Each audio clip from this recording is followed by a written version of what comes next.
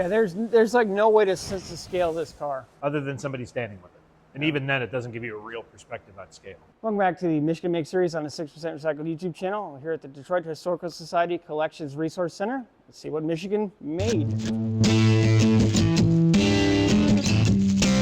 Morning, my name is Dave Marchione. I'm the Automotive and Industrial Curator for the Detroit Historical Society. And we are standing in the center aisle of the Collections Resource Center. So basically any museum, it displays between 7 and 10% of what they own. Everything else that they own that isn't on display has to live someplace, and in our case, this is here. We have 275,000 artifacts in this building, helping tell the story of Detroit, all the way back from stone hatchets and tools that were found when they dug the basement of the Renaissance Center, up to when they closed Murray's Auto Parts. We got all the signage and a bunch of the crew uniforms for that. We just recently got a bunch of pieces from the NFL draft, and all of those items are kept in this building. We're standing here with our Rickenbacher. This is a 1924 Rickenbacher coupe. Captain Eddie Rickenbacher was a World War I flying ace. If you look closely at the emblem on the grill, it's actually the emblem that was the insignia on the tail of his airplane. It's an inverted top hat with the American coloring, stars and stripes on it, with an orbit around it. He got together with a group of investors and founded Rickenbacher Automotive. This particular example is unrestored, which makes it pretty rare within collector car sets. Shows a little bit of its wear, but as an unrestored vehicle, it has a value to it. Interestingly enough, when this vehicle was donated in the late 50s, the Society reached out to Captain Eddie Rickenbacher, who was then the president of Eastern Airlines, to say, we have this vehicle, it's in really amazing condition, you should come to the opening, we'd love to have you. And he wrote back a letter that said, well, what they said was, you didn't build many of these, there aren't many in this condition, you should probably come and see it. And he wrote him back a letter that was basically, we built a lot of these, they were well-built cars, I really don't think there's any need for me to be at your event. So it was kind of tersely worded, which made me chuckle historically. One of the interesting things on the Rick, and it's pretty common to cars of this era, you know, it's a two-door, but it has back seats, so you have to allow your passengers to get in. And as much as we think things are new and exciting, a lot of things are pulled from history. So our passenger seat on the Rick, you fold this down, fold your armrest over, and it rolls forward. So everybody that thinks the stow and go and all the hideaway seats are new and exciting, this is all technology that we had in the 20s that has been adapted to today's modern vehicles. What we're looking at here is an 80s era welding fixture from Chrysler's Jefferson Assembly Plant here in Detroit. This one was actually used on the Omni Horizon line, and this is one of the earlier robots that did robotic welding. We have the original fixture, which teaches the robot where to strike an arc, but this is a pretty much one of the first machines that replaced humans in welding on assembly lines. If you look, it's a pretty large apparatus. It's all triggered, so it's definitely a throwback from what we have today. This is really early in the technology. But when you consider the sheer amount of Omnis and Horizons built, and it's a pretty significant piece of history. I'm standing here with our 1986 Firebird Trans Am convertible. This is an interesting one because, as you can see, it's a convertible. Well, we know that GM didn't build their own convertibles at that point, so they contracted Heinz Prechter's American Sunroof Corporation to build a prototype. So this car is actually one of 3 in 1986 Trans Am Firebird convertible prototypes. We know they went on to build a Camaro in much bigger numbers, but for whatever reason, Pontiac didn't see the value in having the Firebird to compete with the Camaro convertible, I guess. But it's a unique piece that was given to us about 5 or 10 years ago. It's one of our newer pieces in the automotive collection. Well, we had to stop and look at this because who doesn't like fire trucks? This is a Detroit Fire Department unit. It's a 1910 Packard Fire Rescue Squad.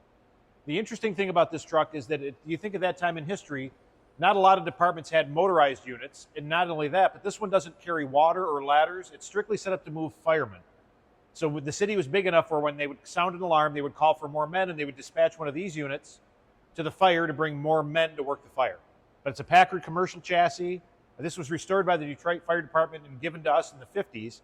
And I think the restoration holds up well. It's a pretty engine.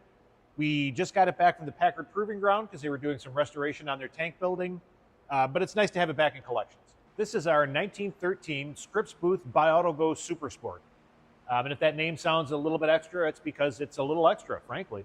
This was built in 1913. It's kind of an engineering model for the Scripps Booth Automotive Company. John Scripps Booth was the engineer and kind of president of that company. So this is a one-off, basically to showcase the engineering that they thought was going to come for the automobile.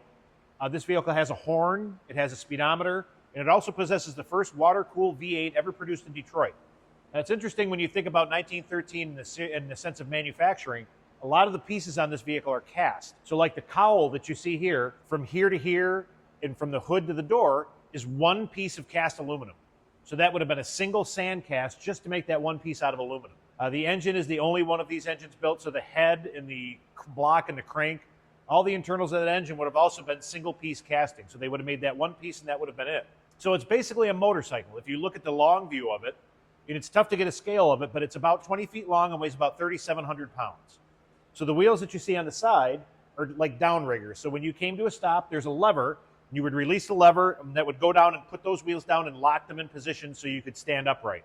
Then presumably as you got rolling, once you got up to speed, you would retract those wheels, and then again it would be like a motorcycle. Those of you that have ridden motorcycles, if you look at the steering angle on the front of it, it's got a very strong steering angle, which means you wouldn't be able to lean. And if you lean this and it falls over, think about 1913, there's no tow truck, there's no flatbed, there's no wrecker to get you back up on all twos.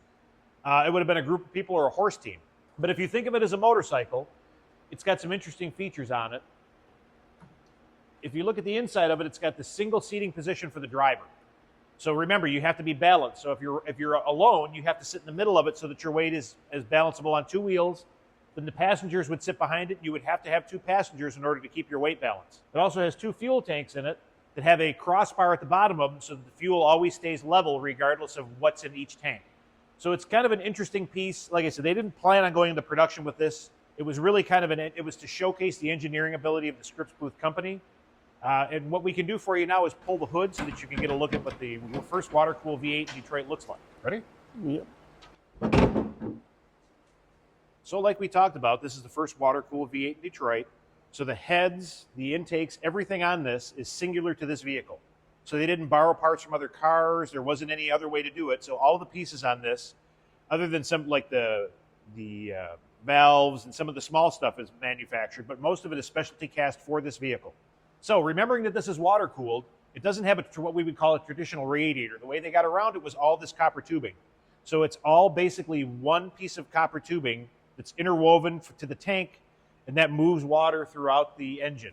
But it doesn't have, like we would consider in a car, a flat radiator. Although some of the early drawings, which we'll look at later, do have sketches of it with a traditional looking radiator.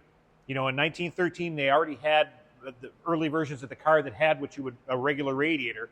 They were just concerned about the capacity with this being a V8. So when we were in the back, we were talking about James Scripps Booth as an artist in addition to being an engineer. So what we have in the archival cabinets here are some of the original drawings for the BiAoo and for other vehicles that the Scripps Booth company produced. Part of the interesting thing about these is in addition to being an automotive engineer, he was a fine artist. So some of the mechanical drawings are actually done in watercolor. Just to give you a sense of, I've worked around these drawings all my life, and I've never seen them done in watercolor before. No, as well as I've never. Blueprints don't get they're blue. They're called blueprints for a reason. Yes. So we've pulled some of the drawings of the BiAoo out. There's the color one that we saw, but just some of the high points. This is another one. Again, these are just kind of pedestrian mechanical drawings.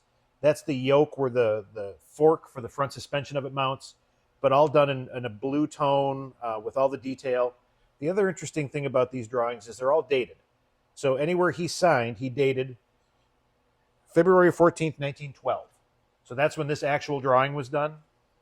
Then if you look at the locations on some of the others, he usually puts where he was. So this one was done in 3/27/12, signed off on by him, and done in Rome. And this is the detail of the cockpit. If you look, it's the back view of the vehicle, where it shows the single rear wheel, where the license plate sits. And by this time, he's got pretty much the shape of it roughed in. Now, like we talked about earlier, it has a non-traditional radiator. And this one shows us kind of where his head was at. So if you look at the bottom drawing, it actually has what I would consider a traditional radiator of a car of that era, but in the side location next to the cowl. And then directly adjacent to that, we see him working through how the copper tube would run from the radiator tank all the way down to the side of the car. And there's some here of an alternative driving position where there's a driver in the front and a passenger directly in the rear, remembering that it's a motorcycle, so it has to be balanced on two wheels. So this one is September 17th, 1911 in Brussels. If you were a member of a well-to-do family in that time period, you had the option of touring and going to school. So in that, he toured, he went all over Europe in the teens, When he came back with a passion for art and engineering, and I think the BiAoo is kind of the meld of those two things. So if we look at the bottom, it is marked Scripps Booth 1916 new model proposals, signed by James Scripps Booth at that same time. So it's kind of a window of what the cars would have looked like if the company had continued to build passenger cars in this capacity. When did they actually stop or fold as a car company, or however they quit the business? Basically in the early 20s, and it's tough because, model years weren't as big a like I have a brush that we're not sure if it's an 11 or a 13, because they just didn't, there wasn't a yearly model change with small car manufacturers. The last version of the Scripps Booth car was a 2-seater, but it wasn't in the cycle car layout. It was more of a conventional, almost like a Model T, where you sat beside each other, and then there was a seat that swung out of the dash.